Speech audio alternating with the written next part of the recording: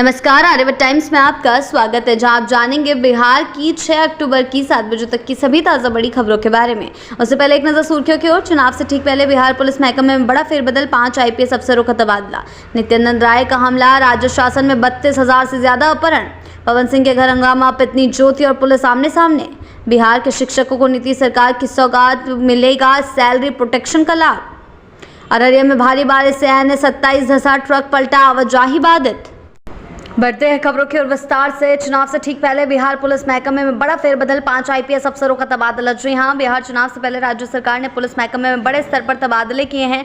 5 IPS और 2 Bihar police सेवा के अफसरों को नई जिम्मेदारियां दी गई है। 3 साल बाद निलंबन से मुक्त IPS अधिकारी आदित्य कुमार को मग्नश्रेद एवं राज्य स्वापक नियंत्रण ब्यूरो का SP नियुक्त किया गया है। बढ़ते हैं अगली खबर की ओर। नित्यानंद राय का हमला, राज्य शासन में 32,000 से ज्यादा अपहरण। जी हाँ, केंद्रीय गृह राज्य मंत्री और BJP सांसद नित्यानंद राय ने राजद पर तीखा हमला बोला है। उन्होंने कहा है कि 1990 से 2005 के बीच 15 सालों में बिहार लूट, हत्या, दुष्कर्म और अपहरण का गढ़ बन गया था। इस दौरान 32,000 से ज्यादा अपहरण के मामले सामने आए हैं।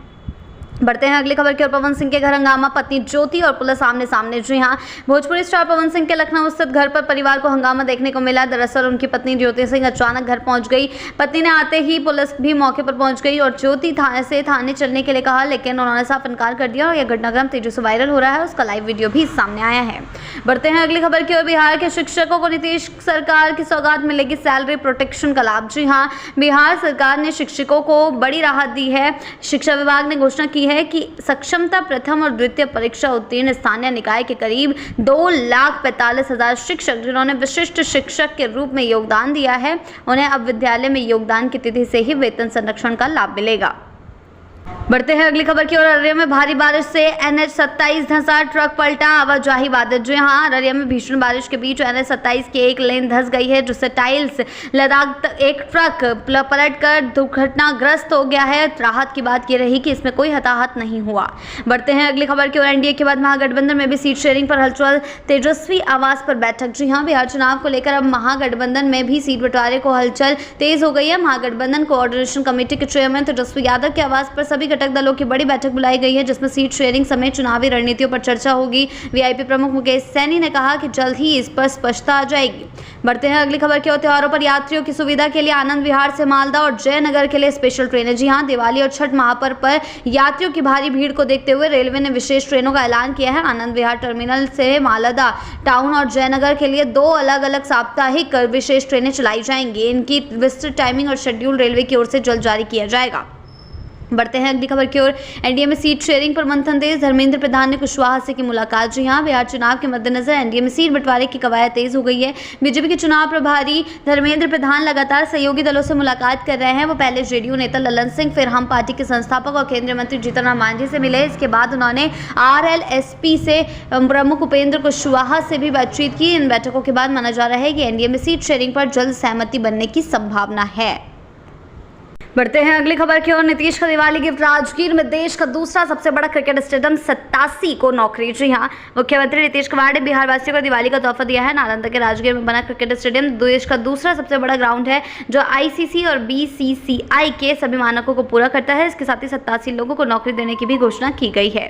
बढ़ते हैं अगली खबर की ओर। बिहार चुनाव, NDA में सीट बंटवारे पर मंथन, मांझी बोले अब ऑल इज वेल। जी हां, बिहार चुनाव को लेकर NDA में सीट बंटवारे की कवायद तेज हो गई है। रविवार को BJP चुनाव प्रभारी धर्मेंद्र प्रधान, विनोद तावड़े और डिप्टी CM सम्राट चौधरी अचानक जीतन राम मांझी के सरकारी आवास पहुंचे। बैठक के बाद मांझी ने कहा कि बहुत जल्द सीट बंटवारे पर फैसला हो जाएगा और NDA में सब कुछ ठीक है। बढ़ते हैं अगली खबर की ओर। चुनाव आयोग का निर्देश, बूथ पर ले जा सकेंगे मोबाइल, मतदान कक्ष के बाहर करना होगा जमा। जी हां, मुख्य निर्वाचन आयुक्त ज्ञानेश कुमार ने स्पष्ट किया है कि मतदाता पोलिंग बूथ तक अपना मोबाइल फोन ले जा सकेंगे, लेकिन मतदान कक्ष में प्रवेश से पहले उन्हें बाहर ही जमा करना होगा। इसके अलावा प्रत्याशी मतदान केंद्र से 100 मीटर की दूरी पर ही अपना बूथ स्थापित कर सकेंगे। बढ़ते हैं अगली खबर की ओर। मुख्य निर्वाचन आयुक्त का आह्वान, लोकतंत्र में के महापर्व को उत्सव की तरह मनाए। जी हां, मुख्य निर्वाचन आयुक्त ज्ञानेश कुमार ने बिहार के मतदाताओं से अपील की है कि वे लोकतंत्र के इस चुनावी महापर्व को भी उल्लास और श्रद्धा से मनाएं, जैसे अपने त्योहारों को मनाते हैं। उन्होंने कहा है कि मतदाता उत्साह के साथ मतदान करें और लोकतंत्र को मजबूत बनाने में अपनी भागीदारी निभाएं। बढ़ते हैं अगली खबर की ओर।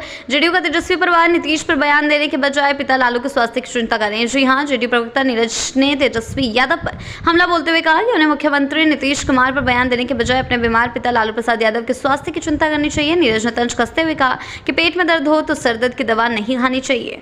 बढ़ते हैं अगली खबर की ओर। तेज प्रताप का आरजेडी पर हमला, सोशल मीडिया पर देसी अवतार को मिल रहा समर्थन। जी हां, पार्टी से निकाले जाने के बाद तेज प्रताप यादव ने आरजेडी और अपने भाई तेजस्वी यादव को कड़ी चुनौती दी है। उनका देसी अंदाज सोशल मीडिया पर काफी वायरल हो रहा है, जहां उन्हें खूब लाइक्स और सकारात्मक कमेंट्स मिल रहे हैं।